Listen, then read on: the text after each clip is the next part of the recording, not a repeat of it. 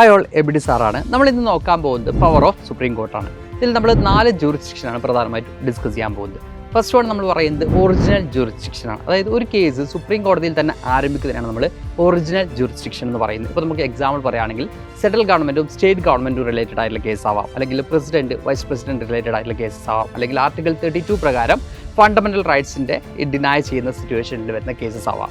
Second one നമുക്ക് കാണാൻ പറ്റുന്നത് അപ്പീലേറ്റ് ജൂറിസ്ഡിക്ഷനാണ്. അതായത് ഹൈക്കോടതിയിലെ ജഡ്ജ്മെൻറ്റിന് എഗെയിൻസ്റ്റ് ആയിട്ട് അല്ലെങ്കിൽ അത് സാറ്റിസ്ഫൈഡ് അല്ലാത്തതുകൊണ്ട് തന്നെ സുപ്രീം കോടതിയിലേക്ക് എന്ത് ചെയ്യണം, അപ്പീൽ നൽകുന്ന കേസസ് ആണ്. ഇപ്പോൾ ക്രിമിനൽ കേസസ് ഒക്കെ അതിൽ നമുക്ക് എടുക്കാൻ പറ്റും. തേർഡ് വരുന്നത് അഡ്വൈസറി ജൂറിസ്ഡിക്ഷനാണ്. അതായത് പബ്ലിക് ഇൻട്രസ്റ്റ് ആയിട്ടുള്ള കാര്യങ്ങളിൽ ഈ പറയുന്ന പ്രസിഡന്റിന് ആരോട് ഉപദേശം നേടാൻ പറ്റും, സുപ്രീം കോടതിയോട് ഉപദേശം നേടാൻ പറ്റും എന്നുള്ളതാണ് അഡ്വൈസറി ജൂറിസ്ഡിക്ഷൻ എന്നുകൊണ്ട് ഉദ്ദേശിക്കുന്നത്. ദെൻ ദ ലാസ്റ്റ് വൺ നമ്മൾ പറയുന്നത് റിട്ട് ജൂറിസ്ഡിക്ഷനാണ്. ആർട്ടിക്കിൾ 32 പ്രകാരം ഏതൊരു ഇന്ത്യൻ സിറ്റിസൺസിനും അവരുടെ ഫണ്ടമെന്റൽ റൈറ്റ്സ് ഡിനൈ ചെയ്യപ്പെടുകയാണെങ്കിൽ എവിടെ അപ്രോച്ച് ചെയ്യാം, സുപ്രീം കോടതിനെ അപ്രോച്ച് ചെയ്യാമെന്നാണ് നമുക്ക് കാണാൻ പറ്റുന്നത്. ഇത് 4 നമ്മുടെ ഏറ്റവും പ്രധാനപ്പെട്ട ജൂറിസ്ഡിക്ഷൻ നമുക്ക് പഠിക്കാനുള്ളത്. അപ്പോൾ ഇതുപോലുള്ള ടോപ്പിക്കുമായിട്ട് ഇനി ഞാൻ വരുന്നതാണ്. Thank you all, by.